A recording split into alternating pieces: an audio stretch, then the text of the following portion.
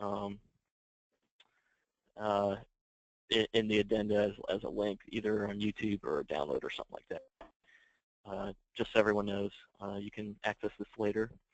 I'm sure everyone is aware, but we only got one bidder at the initial bid opening, which was a couple weeks ago, and that triggers a rebid process. And I think there were a lot of folks that wanted to bid but didn't have enough time, and I think the wildfires out west there played into that a little bit too. So the city is going back to re-advertise. It's been re-advertised for a week now. It's the same project. The only changes are any changes that we made in the previous addendas, which are going to be, I'm going to combine them all into one PDF, and that'll be part of this first addenda for this rebid project. So if you've missed anything, it all should be basically the same as the last project, but we've got a little bit more time to for everyone to kind of dig into everything. Pete, the new open date is the 16th of December at 2 p.m. Is that correct? Yes. Okay, and that'll be basically the only thing that's changed as far as the advertisement and the initial bid documents, and everything should have been updated, but everyone can still use the old. I've updated everything with it was a new project number, but you can use the old project manual if you still have that, so you don't have to reprint off all 500 some sheets, and that'll be accepted at the new bid opening, because the only thing that's changed is the date, basically. So that's kind of step one, just kind of some housekeeping stuff. A couple things before I open it up to questions. We, I think, had a couple people that had problems opening the existing contour files, and I can't make it do what they were telling me it was doing, so I converted everything to an AutoCAD file instead of a MicroStation file, and that'll be available with the addenda coming out. It'll probably be tomorrow, because I think we missed the deadline today, but that'll be coming out tomorrow. And then we also had a question about mobilization, and we needed a little bit of clarification with that. So let me pull up my PDF here. I think there was confusion about it being limited to only 1.5% of the contract total price, and that's not necessarily true, but it's confusing the way the initial spec was written. It was basically you only get 1.5% for the first pay app and 1.5% for the second pay app, and then so on and so forth. But what we're going to do is we're going to go to a DOT spec here. Oops, that's not the one. This one. So the DOT basically takes out anything having to do with the total percentage of the contract. You can put however much you want, but it exceeds 5% of the contract price, then you get paid the first pay app. You get paid 2.5% of contract price, and then the second pay app you'll get 2.5%. But if it's over 5% total, whatever above that 5% will be paid on the very last pay app, so at the very end of the job. And that's a standard DOT spec. That's spec 800 in the standard specs. If anyone wants to go back and kind of read about that, I copied everything into the update, but that will, if you feel like going back and looking at it, you can. That'll be in the addenda 2 coming out tomorrow. And that's all I have for questions we've got up until this point. So I'll open the floor up to anyone who has specific questions, and I can pull up the plans, I can pull up the AutoCAD files if we need to dig in and look at something specific. Graham, real quick, this is Tim Harper. Just from our last meeting, there was a question at the end about 30% recycled content spec. Did you follow up on that to see if that was going to be included? So I think I talked with Pete, and I don't think that's being included in this project. I think that was kind of um, a general statement on the purchasing page of the city website, and we're not adhering to that. This isn't the type of project where we can actually use that much recycled material. It just wouldn't be practical. Sure. Okay. Thank you. Mm-hmm. Now that this is the second round of bidding, how many bidders do we need to open? There's not a minimum number. Okay, so it could be one. Yeah, That's right.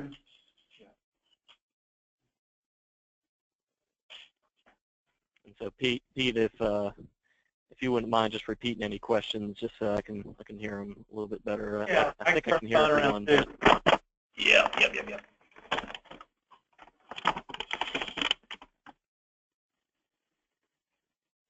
My name is Johnny Phillips. I'm with the Graham County Land Company. We weren't privy to being here the first time because of the wildfires. Is there, do you have the capability of showing us a brief overview of the plans on the screen? can you repeat that? Say it again. Do you have the capability of showing us a brief overview of the plans? Yeah, I can do that. All right, let's see if I can drag this back over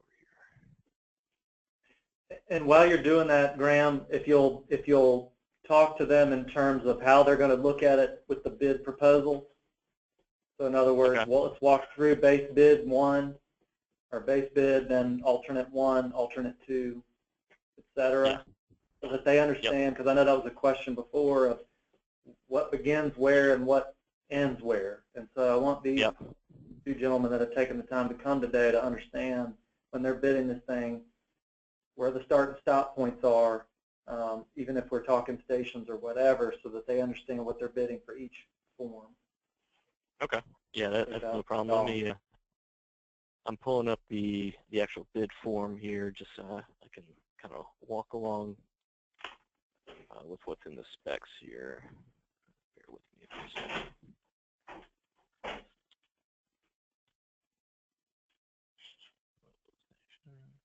Okay, here we go.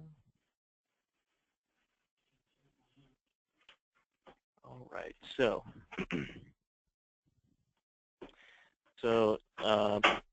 and I guess we can kind of we'll stick on this sheet for a little bit, and I'll kind of walk through just where these general areas are, and then I'll actually dive into the plan sheets themselves so you can see exactly what's going to be included. The base bid is going to be all the way from Memorial Stadium, which is it's not really shown right here, but this little connector right in here. That's the first section. That's L8 Rev 3, and let me make sure that the other one. Yeah, and there's some pavement markings that we're calling this L10 back through here. This is Drive and Buchanan Avenue. There's like a couple signs and some sharrows that are going to go on the street here. That's included in the base bid. L9 is this on-street section that's going to include a parking lot, little handicap parking lot, some sidewalk, and then trailhead right where it ties into L3. L3 is also part of the base bid, and that's the last section that's going to be considered the base bid. This is what's going to get built no matter what, and it stretches all the way up here to Ardmium Park. The next section. Just let me jump in real quick. The Hunt Hill project's right here, the condo project. It's up on the mountain there, so base bid in terminates there. It's the roadway where the Hunt Hill project is. Okay. All right. Sorry. Go ahead, Graham. That's okay. Bid alternate 1. That's going to be let's see, lined L1 mod, L1 rev, L2, and L2A, which is basically everything where this trail here ties back. So all this is considered alternate 1, and that's got a substantial driveway with a nice parking lot. There's some stairs in here, 2 trailheads, and it's got some retaining walls. But the biggest part is going to be kind of this overlook parking lot up here. That's bid alternate 1. Bid alternate 2 is going to be the Helens Bridge upper parking lot, which we got 2 trailheads on at Helens Bridge off of College Street. One is actually off of College Street, and that's the lower one. The upper one is up here off of Windswept Drive, and it's just the trailhead. There's I think there's a parking lot that's maybe 3 or 4 spaces. I'll have to look at when we get into the actual sheets, but it's basically just the parking lot and trailhead. I don't think the city has any immediate plans to kind of develop Helens Bridge itself, but we want to include this in part of this project, just so it's kind of on the ground if we can do it.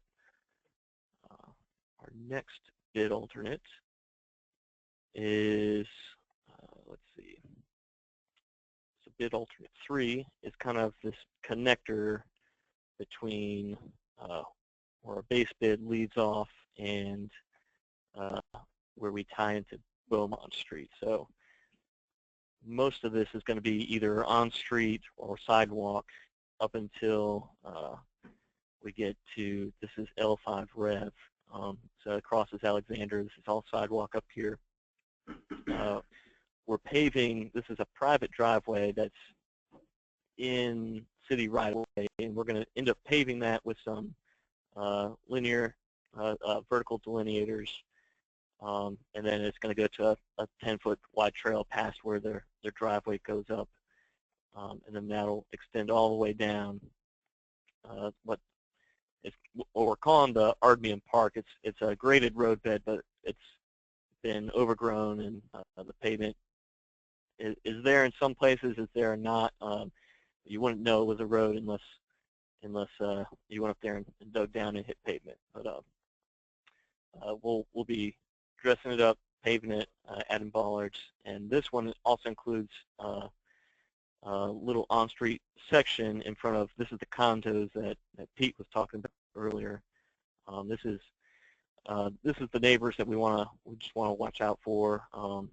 They haven't been super supportive of this project. We've worked with them, and I think we've got a project that's going to work with them, but we just need to make sure that we're not pushing the envelope and we're keeping them happy. So that's where Alt 4, or I'm sorry, bid Alt 3 ends, is right where it ties into Beaumont. And then our last one is just kind of wrapping up everything on the end. It's on this L7A, L7C, and this lower parking lot for the Helens Bridge trailhead. And all this should be on street, like a wide sidewalk type facility. There are several retaining walls, which is... Graham, jump to the specific plans to start talking about the details, because we can't really see what, okay. When you start getting into that, we need to look at the more detailed plan. Okay. Well, let me just jump forward here, and we'll look at some of these connections. Let's see. There we go.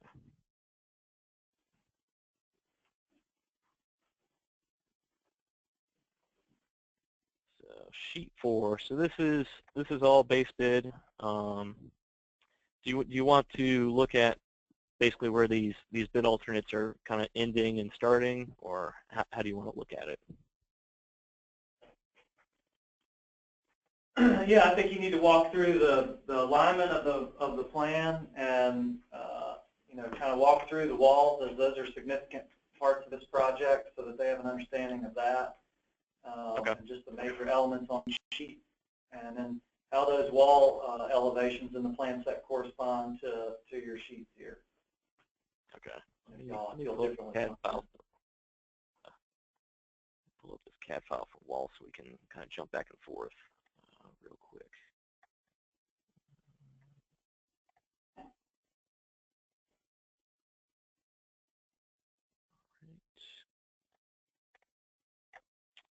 Bear with me for a second here.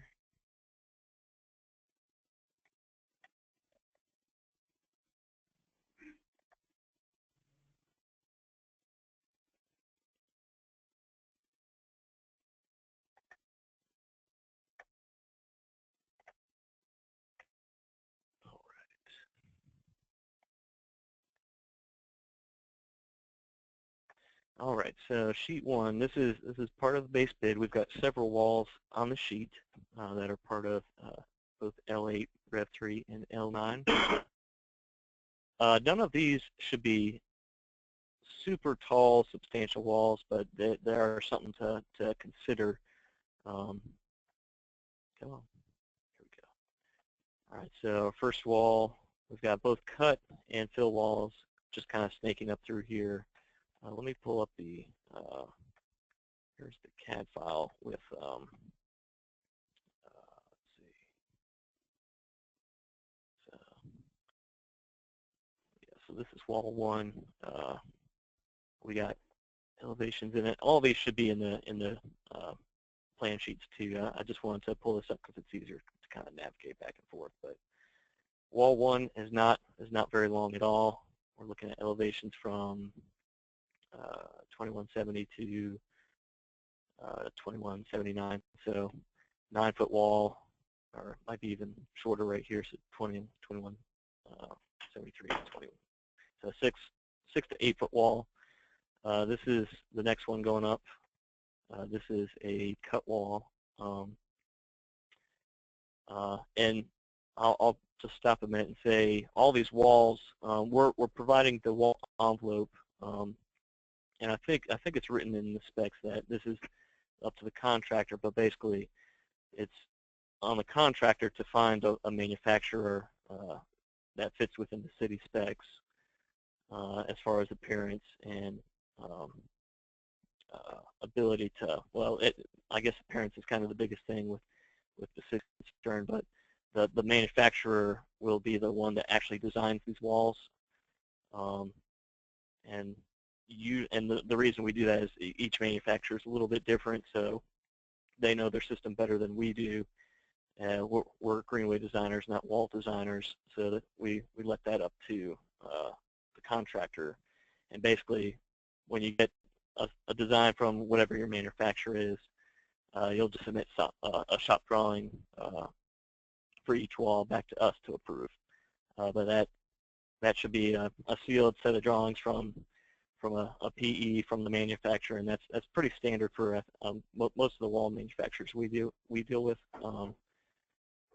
That's how this process is. That's kind of why I think we've had a couple questions of, you know, what specific wall should we use. Well, we can't actually tell you that, but we can show you the envelope, and then as long as the manufacturer falls within the. I'm going to jump in again, Graham, because the spec does call out a basis of design manufacturer and then alternate manufacturers that they're able to bid. If they want to go outside of that, then they need to submit a substitution to you. Okay, and that should be fine as long as it's meeting the UDO requirements for appearance. Most of these, I haven't found a wall manufacturer yet that doesn't work as far as retaining earth, but the appearance is very important. So, if I may ask a question, this is Johnny Phillips with the Graham County Land Company. You stated the city's providing the envelopes for each of these walls that are to be designed by the wall companies with their own engineering firms, I'm sure. In past practices, these have been something that's done. It's been submitted to the geotechnical unit. Is that going to be submitted to a geotechnical unit with the city, or will it be with Dean Harvester's office with DOT? I noticed you referenced the DOT spec in regard to mobilization. I didn't know if that would apply to anything else or not. It won't. We don't have any state or federal funds in this project, so the city is running the project with city funds, and that frees us up from any DOT oversight. We do use some of the DOT specs because they do this stuff every day, and their specs are pretty good for some of these items.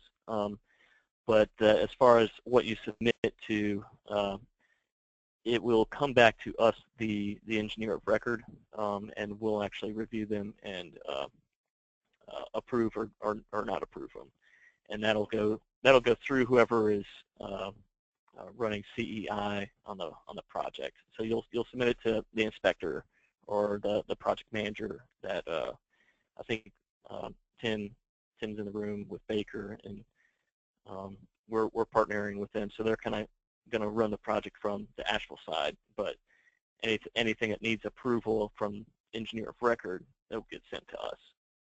And then once blocks and textures are chosen, then the city would select the colors out of the available ones companies have. Is that correct?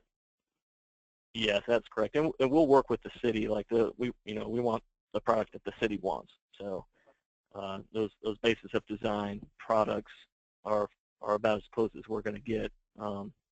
And I think the city is happy with what we've got there. But if you come up with a different manufacturer, we'll have to go through the city and make sure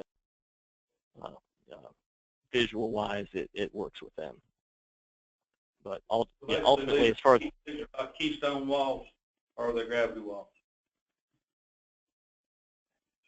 you could use Keystone. I know the Vertiblock has a gravity wall system. I know Ready Rock has a gravity wall system. But yeah, you could use Keystone. That would be fine.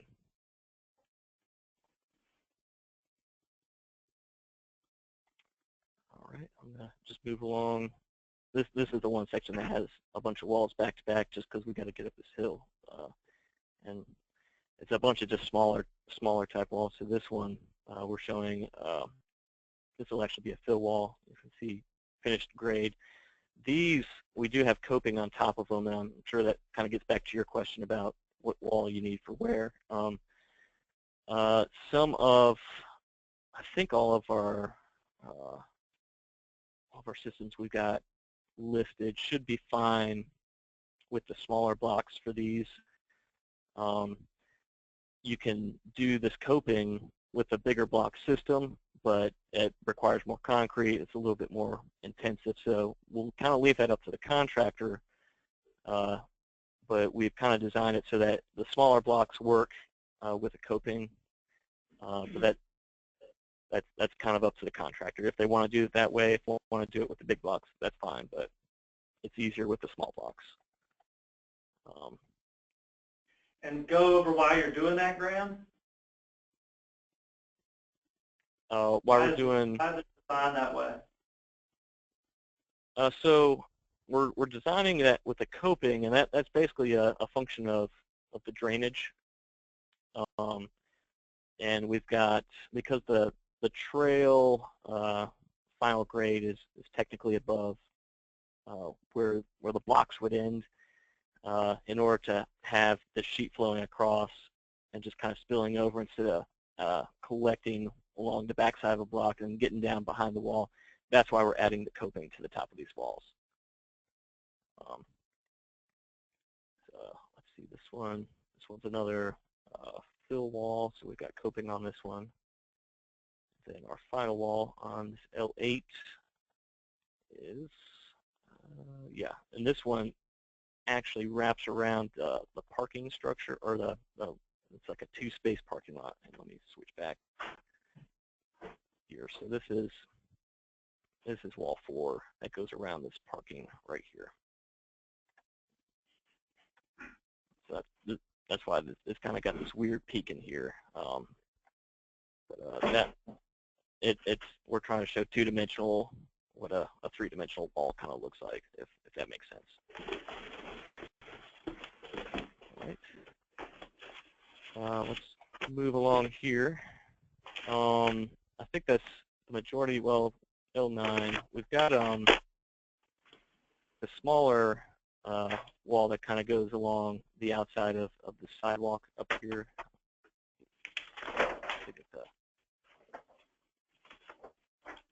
Very tall wall. We're looking at this dashed line is existing grade, so it's not that tall above existing grade. We're looking at maybe 3 or 4 feet for most of this, yeah. So it's sidewalk condition with block wall and safety rail. We just done 4 miles of those 3 all over here on US 25. Okay. Yeah. Sorry, Graham, I pulled a set of plans so you don't have to keep flipping back and forth. So we're on sheet 4. Okay.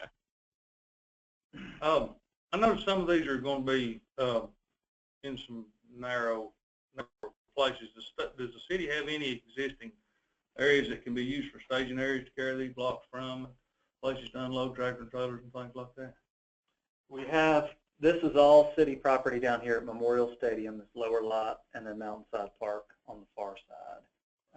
And that's it, other than the Greenway corridor itself, and then the White Pond Reservoir section up high, which if we do that alternate, obviously you'd probably come up Alexander to get to that site and horseshoe around, and then go back out the same way. But that, if Probably that, going to wind up going to one of these staging areas and carrying stuff with forklifts to it, you know. and then, yeah, it's going to be, yeah, I mean, Yeah. you walk that one section at the dead end of White Pond out to Arden Park Road, and that's pretty much the condition you're working in. It's building trail in the woods, really, on an old logging road. And the overall, yeah, I mean, the general concept of the width of this trail through the woods is what? 10 feet 10 with feet 2-foot shoulders, Okay. so 14 So, graded section. that being said, do y'all have any kind of calculation for yardage for cut and fill and waste and that sort of thing? Yeah. So earthwork. Let me call Jody. Hey Jody, do we have earthwork numbers handy for Beaucatcher? It was fairly balanced, That's wasn't something it? you could send out with like the contents of this meeting or something? So then you can see mostly through the grade profile section here, most of that's indicated in terms of down the center line too. So you can pull a lot of that from that. Obviously, you're cutting and filling, and it's about balancing. Right. You know. Sorry, Graham, I'm on 4A where we're looking at the center line section. Okay. If we leave it on site, it's all off. On the wall, it's probably going to be on too. And the geotech should be in the spec, right? Yeah. Yeah. Yeah. Geotech report is in the back of the spec book. Do you have it for this site, or we have to come up with our own site? Well, let's clarify that with Graham. Make sure Graham, remind me your name again? Danny. Danny with Cooper Construction is asking about the ability to use spread unsuitables on site. Does the bid call for that to all be hauled away? I want to say it does. I'll have to double check it. Okay. It'll be part of Yeah. it'll be part of the grading line item. I think you can use unsuitables on site, and that should be fine. Like if you're building shoulders or something like that, but underneath any pavement structures, it has to be good material. So I can't say for sure without actually going out there and looking at it until you start digging it up. But if we do have an excess, I think according to the specs that does need to be hauled off. But I'll see if I can pick that up. Graham, typically the unsuitable material, if it can be used in a, like you said, like in the embankment on the shoulder, they can utilize it there as long as it's not as part of the structure itself. Yeah. The pavement structure or roadbed structure. Yeah, that's correct. And whoever the inspector is on site and the project CEI manager, whoever the contractor ends up being, will work closely with them to determine like if you can, if you've got a whole bunch of stuff, maybe you can use it somewhere else on the project, or if it needs to be hauled off to a waste site. But I'll double check the spec and just make sure that's correct. That leads me to one last question in regard to this unsuitable or excess material. Is this going to be a full-blown reclamation plan, dealer approved site, or something lesser? Yeah, we're in process to get all the erosion control permits. We've got we don't have permits in hand yet, but those are forthcoming, and they'll be in place before any construction begins. So we have gone through that whole process. Your best bet is if you can find a commercial waste pit, they'll have a permit number. The reclamation plan is. Well, we've got a few around here that are, some of them almost full, but they're full-blown DOT approved reclamation plans. acceptable without having to have them redrawn and re-engineered, if it's an already permitted site. That you'd have to check with DOT, because DOT basically, if you've got a site, If you're using it for a new project, they'll release it. yeah, you just need to check with them, because typically they'll do a reclamation plan per contract. So typically you won't have, unless it's a commercial site. If it's a commercial site, then you can have, Multiple. you can have multiple people. And this particular one I'm talking about is. Okay, then that shouldn't be a problem, as long as they have that permit number. To do so. Like find one closer though. Because it's an expensive and timely process. Well, that's the reason for asking all these questions, because I mean, you could have $2,000 in erosion control around the site to satisfy the city, or you can have $25,000 in an approved place to put it before you ever touch the ground. Right. Right.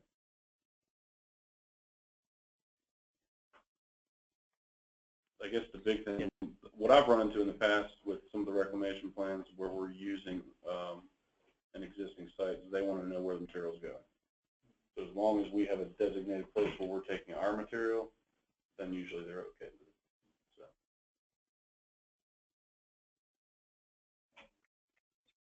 All right, I'll keep on moving here because I know there's some of these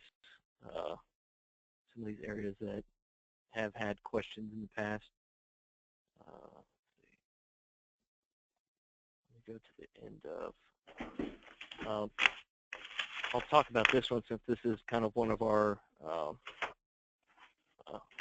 merging of bid alternates and the base bid. We'll say that the base bid gets built, but this bid alternate does not get built. The way that the quantities work, all of the pavement, all of the grading has been built into the base bid, including these drainage structures. I think the way we've got the bid set up, you've got to bid everything anyway, but just so you know, that's what's included here. If for some reason this one does not get built, because we still have drainage issues that have to get across the base bid trail. And this is a natural surface trail already, and so is this. Yeah. If you walk that, that's basically the existing logging road that's out there, and same with this here. So. Oh, surfaces on And anything? Now, No, finished product. yeah, that's the 10-foot asphalt Right. paved trail. Yep. Back down on the lower side, there's a set of concrete steps and a concrete sidewalk to do that lower section. All this paving, is it just surface, or is there any binder involved in it? it's just Yeah. surface. There's an ABC base layer, and then I think we got 2 inches of surface. 2 inches of surface on ABC. I think so. That should hold up plenty of people walking on it. Exactly. Is people using it right now? Yeah, Or, it's currently open as a natural surface trail, yeah. This section, this section further up. That poses a question all by itself for Mhm. safety. Are we able to close it to the public while we're working on it? Yeah, it would be closed and signed by y'all.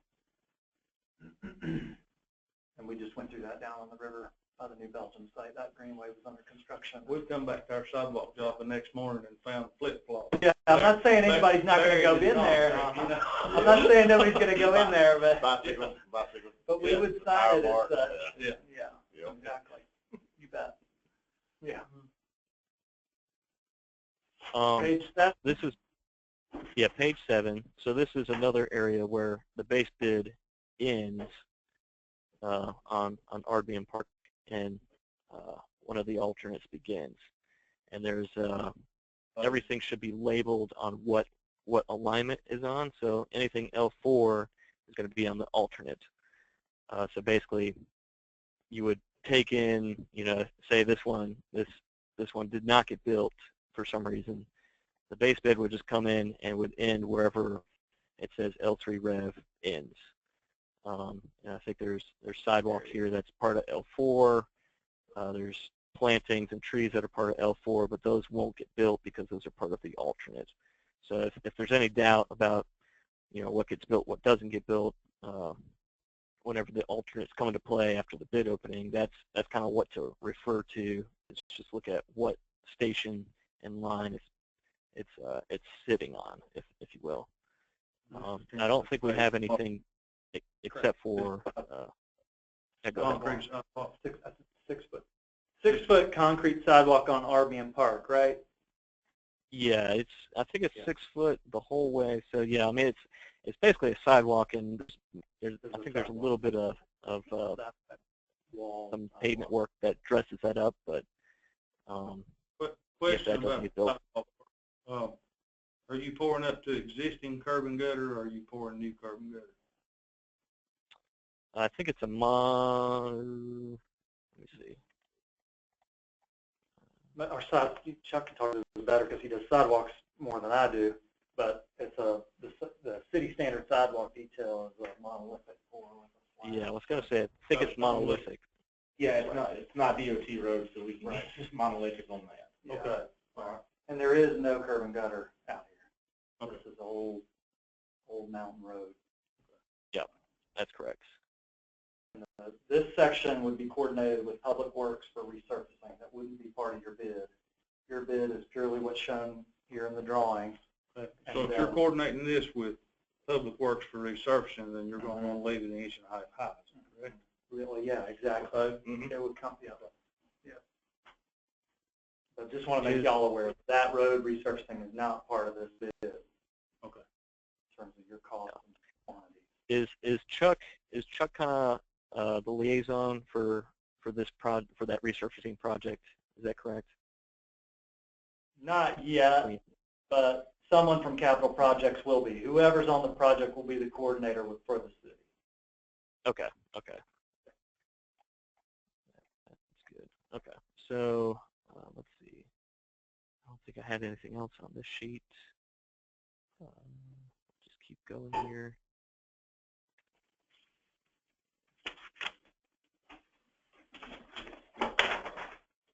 We do have another wall that's got a concrete ditch. This is a cut wall back up in here.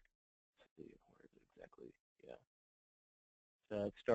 It starts back here on this other sheet and wraps up around it. It's basically back of sidewalk because here's our property line. So we couldn't chase that slope up the hill any. That property line is Wall 10. right away. We have to pay attention to that section. Yeah. Who's doing the surveying on this? City, or is that construction? That's construction, yeah. Okay. So it's part of the bid to do the Right. surveying ourselves. Yeah. Okay. Yeah. This is just a look at that wall. This one is a little bit higher. Let's see, we're going with 290 to 290 from. So you're looking at about 12. Well, that's 12 foot from the base block, and this is finished grade of the sidewalk, so it's a little bit shorter from the sidewalk, but you're still looking at maybe a 10-foot wall. One last little question about the walls. Yes. Are there any of the walls that are less than 5 feet high? Less than 5 foot? Yes, I think so.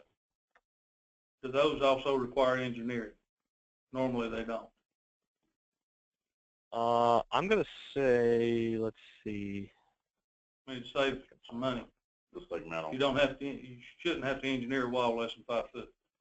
Right. So Yeah. Again, the way Graham's been telling it, we've been telling everybody else to follow the UDO. So whatever the UDO requires, in other words, permit. And this is a good time to bring that up too, Graham. Another bidder brought up the question about permits and time and walking that through the process and the cost associated with that. It's a city permit, so there's no city fees required with city permits. In other words, it's still going to require your time to walk those through DSD, but they're not going to charge you every wall you go down there. So we all know how substantial that cost can be. So be aware of that city permit on city projects, city permitting and inspection fees are waived.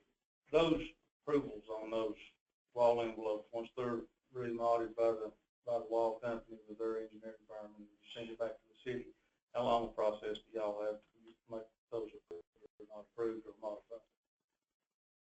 Normally with DOT, they've got 30 days to give us an answer. Right. If you got 30 days for each wall and you got 15 walls, you got more time in that than you do in the contract. Yeah. Graham, let's clarify that in the addendum. I think that the city's process is they have 21 days for preliminary review. So in other words, the first review, if there's comments, then come back and go to the secondary review process. I think it's 21 days. You have to have first review comments out within 21 days. We're looking at 42 days maximum approval on that if we hand them all to them at one time. Yeah, that's right. Okay. And then whatever process the inspection, project manager, and engineering review process has to do. But yeah, from that date of handing it to Normal case service. scenario, you grab them envelopes and run with them the day they told you it was awarded to you, Yeah. and try to get all that approval time before the availability date.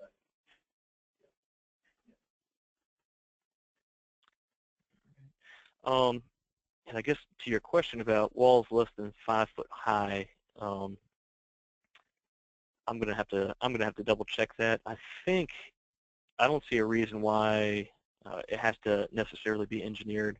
I don't think we're going to require a sealed set of drawings, but we do want a shop drawing just to verify again the wall type and facade or appearance of the wall. So I think that will save you some time, but you can work with your manufacturer, whoever's actually supplying the wall material, and if they supply something and say it's under 5 foot, we're not going to design it, we'll accept that because that's their area of expertise.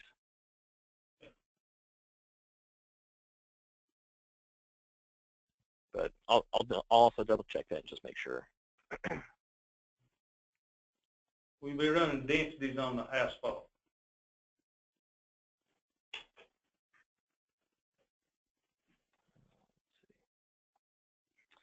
Say it again. I'm sorry, I was writing something down. Will the city be running density tests on asphalt? Let's see. I want to say yes. Let me see if I can find that real quick.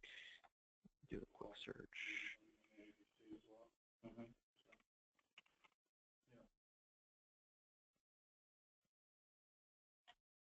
That's all right. I have seen projects where you weren't dealing with traffic. Yeah. That you didn't have to make density or temperature restrictions or anything of the nature for a walking track. Right. Different animals. Yeah.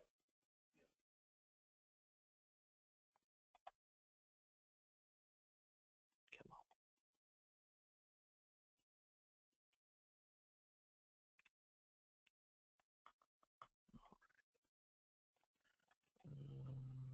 Asphalt concrete. Things you already knew the answers to the first time. I wasn't here the first time either. Oh, you was? Okay. Who did it first? You can. Thanks. Sorry. Okay. I had to construe a blank. Okay. You see his logo on his shirt. We know that. All the questions and first one we're gonna get off of sometime. Yeah. They're not on the website yet. I think it's part of this, this addendum, he's going to make that available. I guess one little technical question is, this is a mandatory pre-bid? This is non-mandatory. It's not mandatory, No. so people bid it first and bid it again. Yes, they can. If it's not mandatory, can anybody bid it? Yes. Yeah. This is purely informational for you guys to just tighten up your bids and sharpen your pencils and have a comfort level when you're submitting. You guys get all your questions asked. That was one of the things that came up out of the preliminary first bid, initial bid, was questions, comments, and concerns that were raised and then answered too close to the bid. So we want to make sure that you guys feel comfortable with the way that's laid out. We realize it's, in some cases, it's not the way that it normally goes. It's the way it's sectioned off. Since y'all weren't here at the first bid, the reason why we did that is the city wants to build this greenway from Memorial Stadium to Hellman's Bridge. That's the goal, right?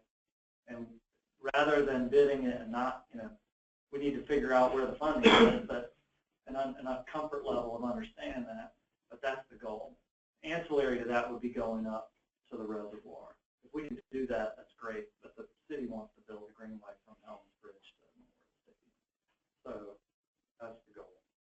And to your point about, can one bid be contractor and work out how the alternates work out and where there's value engineered items if need be. I apologize for asking questions that y'all probably already answered one You time. don't need to apologize. No, That's what the meeting's I'd rather for. answer them 3 times the same question. And then you come in with the Right. start bid. Yeah, and Right. clarify, Right. because we Right. had some questions about wall types, alignments, handrails, like I said, and where they start and stop and how that condition works. And those are all valid questions. So we're And you here can still continue to ask questions until, 7 days before the bid. And then Now, you mentioned handrails. I hadn't heard that mentioned. Quality controllers.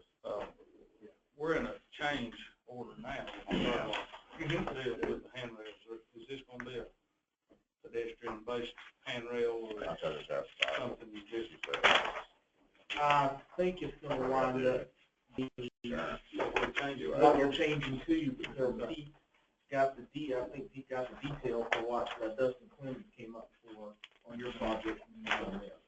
Yeah, we're changing all that for this new one. We're gonna, we'll know more about this one. right, right, exactly. To clarify, Graham, we're talking about handrails real quick. Okay. So there's a section from the condos on that right of way on sheet, what is it, sheet 9 or 10? You can see we've got sections there for each condition. Let's see. I'd love for you But to that's tell where me there's one type of handrail, the whole thing. It mostly is, except for that one section, just because of an agreement we came to the condo owners with, because that's a historic home up there in section. So this section of fence would go right there along that dark bold line you see. That where it calls for handrail, everything over 30 inches would have this, and so that's what should be called out in your proposal. This would be the other that you're switching to, which is the 1 1/4 rail with I believe it's 1 1/4 posts and the turnaround edge. So that's all the other safety rail, type 1. That doesn't say, type 2 and type 1. And all these sockets are behind the walls, right? In this case, Graham, you're showing core drilled in the sidewalk. And then if you'll refer to the sections, right, that will give them the indication of where those safety rails are located. Yeah, I believe so. Let me double check. Just make sure that's correct. It should not go in the coven. That's the no-no. Let's see. So let's find that section. You're going to core drill them all in the sidewalk. Yeah, because that covenant needs to be tied into the structure of the wall. Or set and Or it can be, you can have the wall set. or you can pour it twice. That's what we did over there with sleeves before. Right. Yeah. Except for, So there is one section that's drilled in the sidewalk. Yeah. If there's a retaining wall with it. Why don't you make that an official question, Graham, of clarification of the footing condition for safety rail and guardrail? Yeah, can you somehow send out some kind of clarification as to, with each type of handrail that you're proposing in this contract, which ones have to be core drilled in sidewalk, which ones have sockets behind retaining walls or whatever it may be to set them? Because that has little to do with how you finish up with one of these walls. You didn't put sockets in, you should have. Some sidewalk people want to put these sockets in instead of pouring them full and boring them. Sometimes you get a whole lot of handrail price if they don't have to drill a hole. yeah, I've seen both ways. You can put a sleeve in with some concrete and then just come back through and grout your posts in whenever you're installing the handrail. But I don't think we specified which to use, because that depends. It's going to depend on your wall manufacturer. If you have, I do know if you have what do they call it, safety rail on top of a wall, in this condition that, you're in a fill wall, so this is going to be concrete coping on top of this wall, so you should have an area if you wanted to put the sleeve or the socket in there. But I'll see if I can go back in and do a little bit more clarification on and see if we didn't clarify that because of the wall, because we don't know the wall manufacturer, or if we just didn't clarify it. But I'll look into that.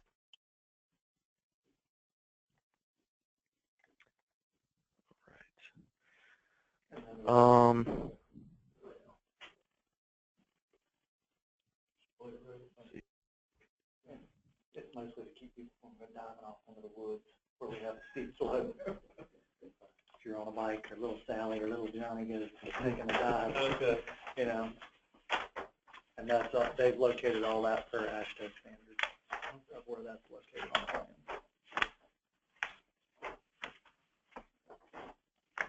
plan. Yeah, I would note too, we technically have three types.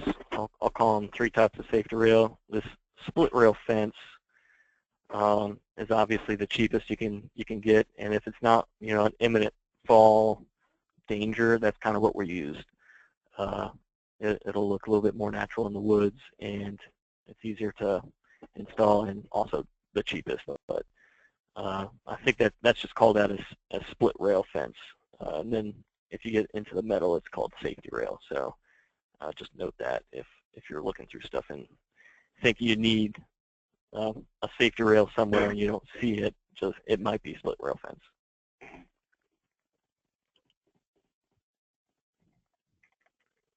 All right, let's see. Let's keep rolling down.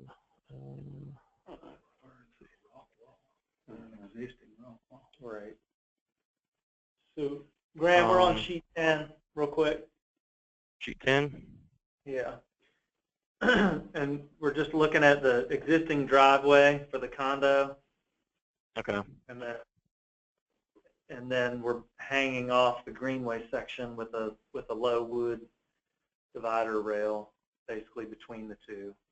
And then that's that section we were just looking at where you've got existing driveway, wood guardrail, greenway section, retaining wall, safety rail with the decorative pattern. Yeah. And then, of course, you know the closeness of the right-of-way there. Is that the area you were talking about, that's historic or something? This old condo unit was it's the Sky Club condos now, but this was the old roadway up to the supper club, I think it was called, or, where everybody went to go hang out and have dinner and have some drinks in the evening. It was Grove Park. Yeah. Or maybe not. Maybe it was like a secret Grove Park. I don't know. Yeah, right. So those are all historic rock walls that were left. Yeah. So they're not to be bothered. Right. Yeah, exactly. Just leave those in place. I do want to jump back to, I want to say sheet 7, maybe 8. Just looking at this driveway, because this will be a little bit different from most of the rest of the project, and it's not going to be a difficult section by any means. I just wanted to point out that because we don't really have room or the budget for the retaining wall that we were going to put in here, we're going to pave this entire thing, and then we're going to stripe it so that this. Let's see if I can zoom in. Yeah. So yeah, this downhill side is going to be kind of at grade, greenway, and then the one car a day that actually drives up here will have a 9-foot quote-unquote driveway, and that's just something to note. It's not going to be any kind of construction issue or challenge, but it's just something to note. It's a shared driveway, basically, paved and striped as such. Yeah, we got some of these tubular markers, these vertical delineators right here, just to separate that. Yeah, that's a good question. Ask your question if you don't mind. I'm sure if it's going to be used by a truck or car, is it a thicker pavement section, Graham? It's not because it's just a residential it's a residential driveway, so we're going to use the exact same pavement section. Let me double check. I think that's correct. Last time I checked, I think it was.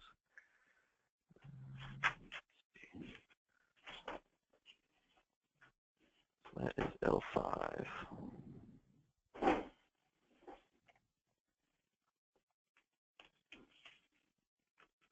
So C1, J1. Yeah, so that's going to be the same cross section that we're using for the greenway.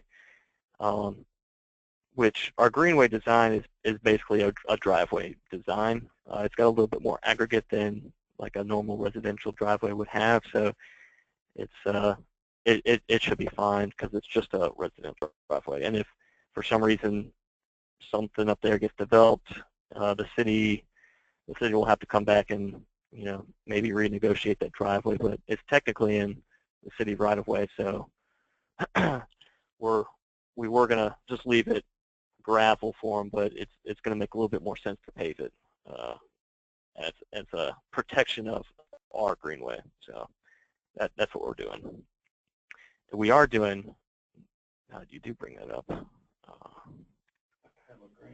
back.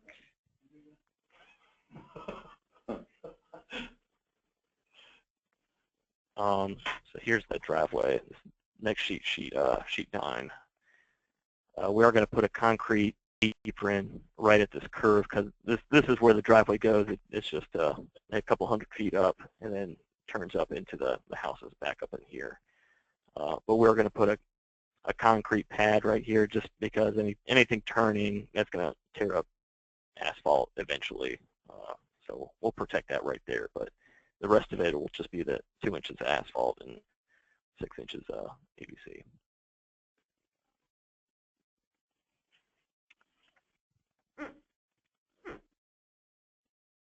Right. All that, that's pretty much your 10-foot greenway section with shoulders and drainage.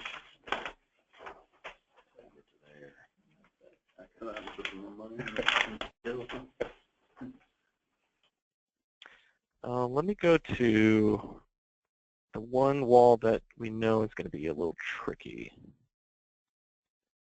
Let's see. It's on sheet 10.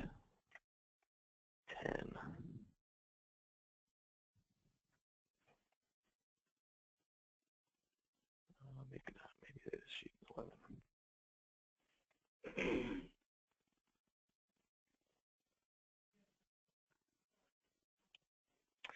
All right, yeah, so this wall 14,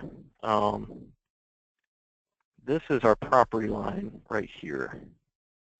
And the reason we've got several types of walls is because this one, you can see we've only, I want to say it's 7 foot maybe, might be, this is a 6 foot sidewalk, so this is, you're looking at a little bit less than 6 foot behind this face of wall to the property line.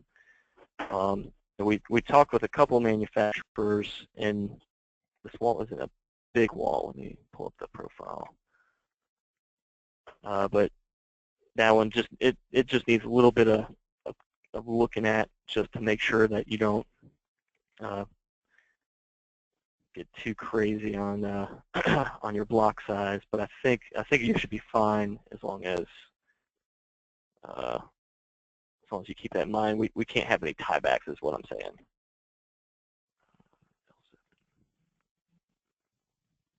Hey, Graham, this is Chad with Michael Baker. Will right-of-way be staked for the contractor or identified somehow? I don't believe so. That's not something that we do. I think we've got a line in there for construction staking, and if we can provide the right-of-way files if you wanted to do that with your construction staking, but that's not something that we're going to do outright, if that makes sense. Okay. So here is this wall here, this wall 14. So it's not a huge wall, so you're looking at 2 2366 to 2375, but that's with a 3-foot embedment, so looking at an 8-foot wall, something like that. And we looked at several different wall systems, and they all should be able to fit in there with a couple feet behind it to the property line in order to build it. But that's just something to note.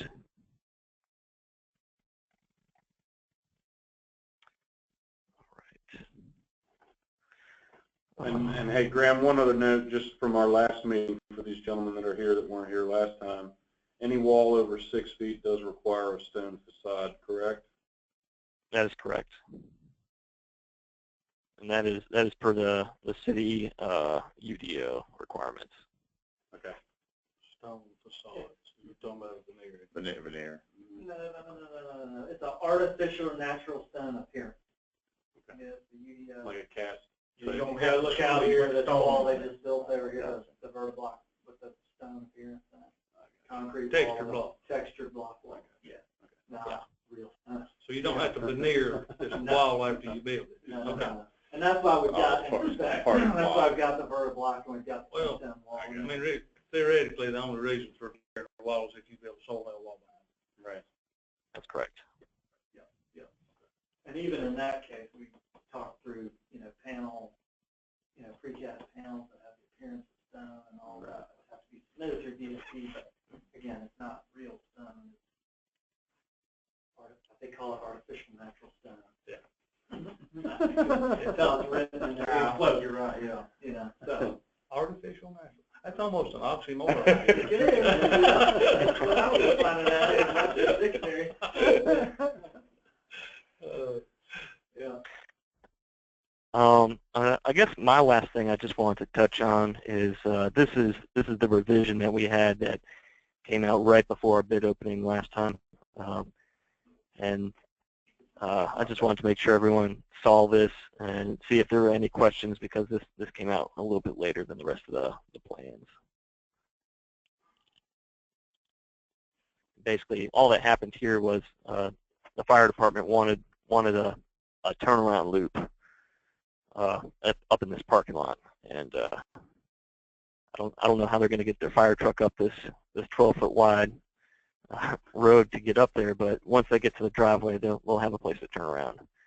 You'd be surprised. And that's, they can go. They come from the other way. That's alternate one, correct? I thought it just This road I was thinking. L2 and L2A. Right. Yes, that's correct.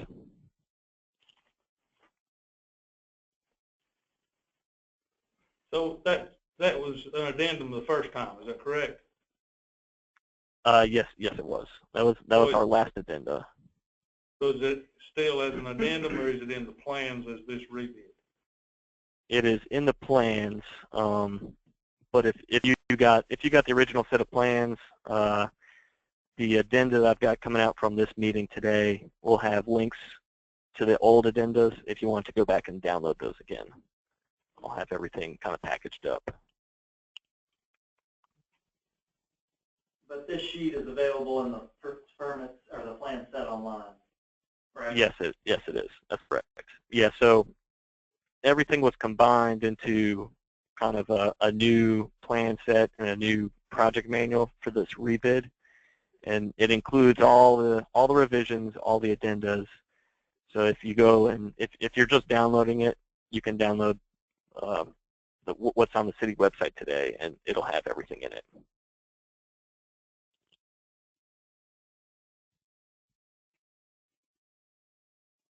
Graham, this is Chad again. If all goes well and all alternates and base bid gets selected or approved, is there a certain sequencing, mandatory phasing, or they can pretty much work on whatever they want? I think we don't have any sequencing as far as where to begin. Right, like, Correct me if I'm wrong, but yeah, if they want to start. Contractor, if they saw a way that most benefited their operations and installation, Yeah. in terms of using and sequencing different You have a good staging area in the middle. You can take Yeah, prisoners right. and start in the middle and go that way. We asked them how much they pay for that condo project, if we could just scrap that and use that as a staging area. They just didn't, they weren't into it. Do you want to cover your contract time and any anticipated completion dates?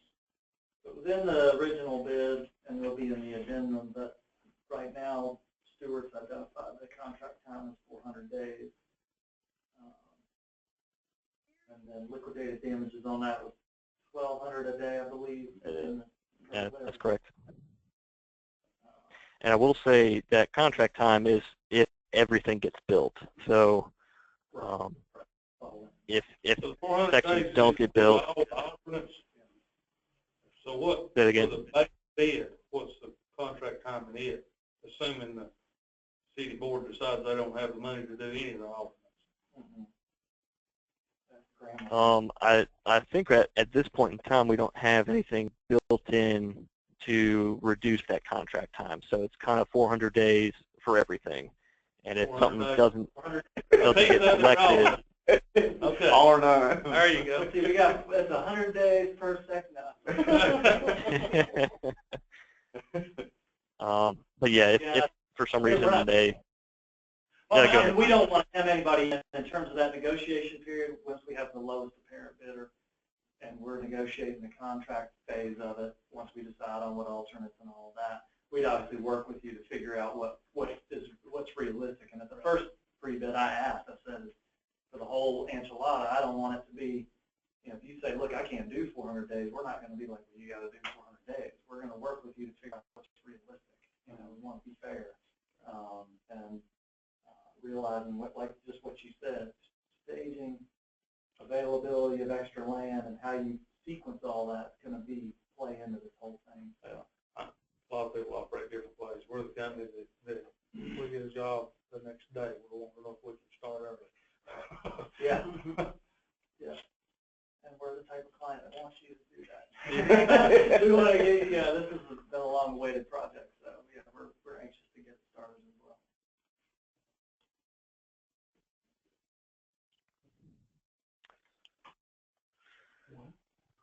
I got exhausted my little big mind. I appreciate y'all coming today, and hopefully this is helpful, but like Brenda said, you get back to the office and your estimator or whoever is going to get her done. Yeah, I don't get it. I know what you just said, but I still don't understand that. Contact Graham. That's what will More happen is, information. can he send out his contact information that we can forward on to our office, because we've got estimators in our office, and I'm going to be relaying stuff to over the phone. Right. Glad to adopt that piece of paper right there for you if you want. Right. And his information, his contact information, it should be in the project manual, the point of contact, Graham runs Stewart Engineering, and I believe email, phone number, address, everything's in there. Yeah, it all should be in there.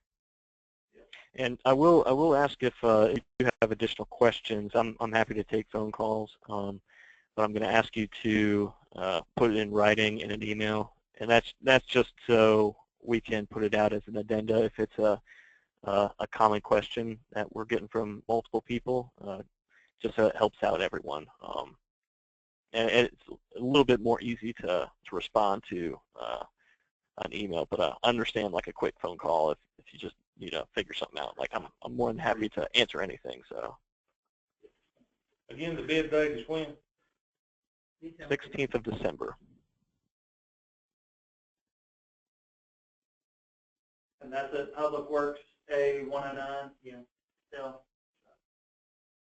down the hill there. Good fuel drop. Yep. Yes, it's on the first. It's on the first floor, across from the permanent. In the conference room. Yeah. Yes. The big conference. Spent 3 hours in there You're familiar. Save you a seat for December 16th. Yeah. Put your name on it. So, talk to the lady about project. Okay, thanks, Brenda. Or no. Any MB questions while Brenda's here? And don't forget about the public art piece. Right. The public art piece is in that bid proposal. 1% So off of your. it's going to come out of basically that base bid. The city requires 1% of the contractor's bid to go towards public art on city funds. So there's $975,000 in the project budget that's coming from the Tourism and Development Authority that does not fall in that public art piece. So it's only the city funding, and we anticipate, you'll see in the bid form, it kind of line items that out, that up into that amount. You basically are subtracting the first $975 off your base bid, or alternate base bid and alternate one, whatever it takes you to get to $975. The first $975 is not subject to that public art piece, and then everything over and above that would then be subject to it. So, assuming the base bid is over $975, whatever it is, 1% of that gets subject. And then yeah, actually, that's a pretty common thing these days. That's how they figured out how to kind of get public art capital projects, because everybody scratched their head for a long time about how to do that. Yeah. And so they just said a blanket 1% across that. But you know, if you do the math on that, it's a pretty small amount, and then the city will help you. Will help. We want to encumber it in your contract, but then we will direct how that money is then spent. It's a public art allowance basically in your budget. And you say, here's what we got in there, and you tell us how to spend it, and we're happy to do it as long as it doesn't go $1 over that, you know. That's something neat. Yeah. Yeah. We've had the 1% for a few years, about 4 or 5 years, but we've never had an internal policy. Right. So when they gave me the job, I said, okay, I'm not fighting with people to get money. Let's put it in a policy, Right. so everybody understands the rules, and people have been happy about it. Yeah. So it's a way to kind of make identification of neighborhoods and areas and things of that nature. So it won't just be a statue in the middle of a greenway. It may be trailhead markers. It may be just fun stuff that we can do that are artistic. So just depending on what your base bid and base bid and all. Then we know how much we've Yeah, got to play with a little bit, and then how it gets incorporated into the plan. It might be in the sign package, you know, with artful Beaucatcher Greenway type logo.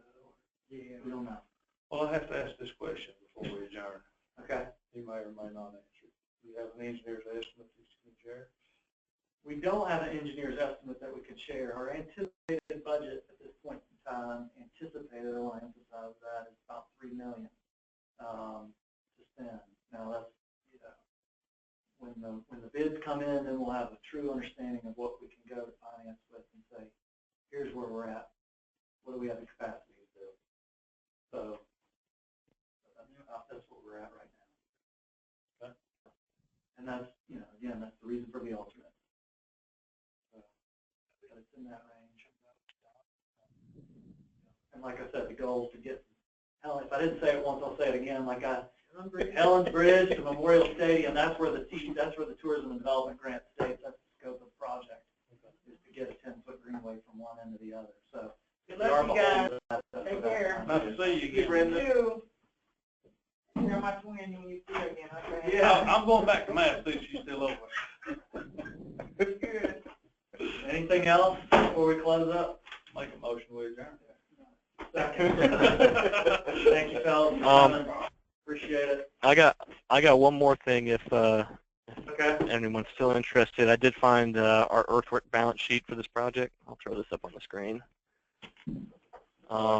So I think we're fairly balanced. Here's looking at, let's see, just make sure this is correct. Okay, yeah, so we got excavation and embankment, so you're real, man, that's real close. I don't know if it's going to be that close in the actual field, but it should be a fairly balanced site to answer that question. Good. And Graham, just to clarify, because I know it was a question on the last one, your bid proposal or your bid form basically proposal has 0 line items all throughout it. Are you asking these guys to provide you with a unit price but a 0 total on all proposals? Yes, that's correct. And that's assuming that we're going to bid the entire project. And I guess you could have different numbers in there, but basically what's going to happen is, say, you know, we're going to build the base bid and say alternate 2. Whenever that goes under contract, those 2 will combine their quantities. So you'll have base bid quantities plus bid alt 2 quantities. So we're kind of looking for the same unit price.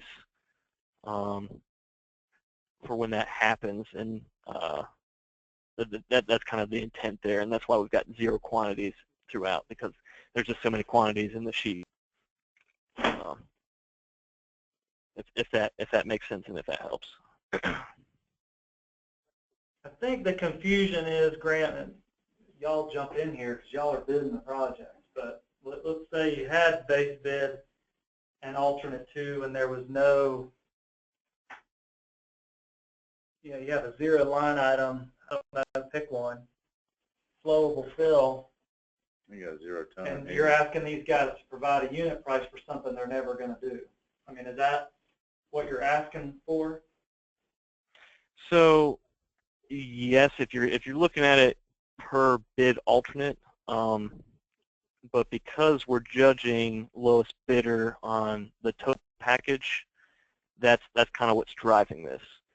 Let me see if I can pull this up. So you're wanting a sample price on a 0 quantity with 0 as the number as part of the total. Yeah, so let's look at this one right here. It's So like we've got, at some point in time you want to pay us to use that thing, we've already priced it, and you don't have to write an SA. exactly. Yeah, so like the base bid actually doesn't have any sediment control stone.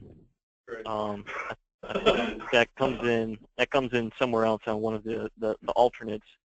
But if you guys are bidding this whole thing as a whole project, you'll have that unit price somewhere from one of the other alternates. And I think that Okay, it's so it's not a 0 if all the alternates are done. It's a, yes. Like, in other words, it may be somewhere, 0 quantity, but you've got a unit price per that item, basically. It's in an alternate somewhere. Yeah. Right. somewhere you've got flowable fill. 0. okay, so for example, where you've got item numbers down through here, and you've got flowable fill is 03300-10. Is it 03300-10 in the alternates? Yeah. All these same unit, or all these same line items will be the We are same. pricing it. Okay. That's good. Yeah. It's just that in one section it may be 0. Yeah. And so you'll still have that unit price in there even though it's 0. Base bid plus 4 alternates. Right. Now it makes sense. That's what I want. That was one of the questions that came up, and I'm like, that's kind of important. Yeah. You know? Kind of It's very important. Yeah.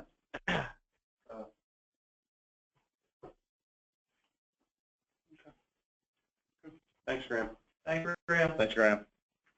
No problem. Let me know again if anyone's got any questions. Feel free to call me, shoot me an email, and I think we'll probably observe the same thing. Get it to me 5 days before the opening. So that'd be, I think, the Sunday. What day of the week? Or Sunday the 11th, I think, would be the last day for submitting anything. Is it 5 or 7 though, Graham? I think it's 5. I think we've got 5 in there. Sometimes 3 days. Yeah. You're right. It's 5.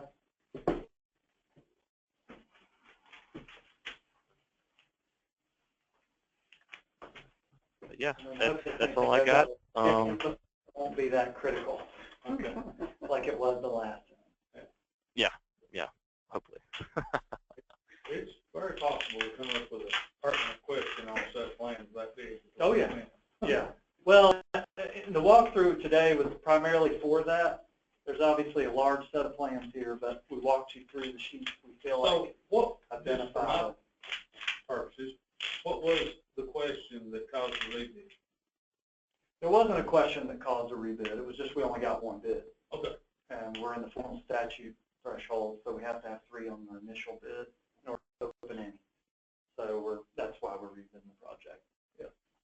Second go round, you can bid. Oh. But rather than just saying, okay, it's another 7 days, because that's the minimum we can do, we want to, again, create a fairer bidding climate for new people to come in that weren't available before, and for the previous bidders to get clarification on those questions that came out kind of late in that initial bid. I mean, how many plan holders do you have? Or We're not tracking plan holders at HENCO, and most people, it's been our experience lately on capital projects, most people are just getting them offline. And so we don't really track that.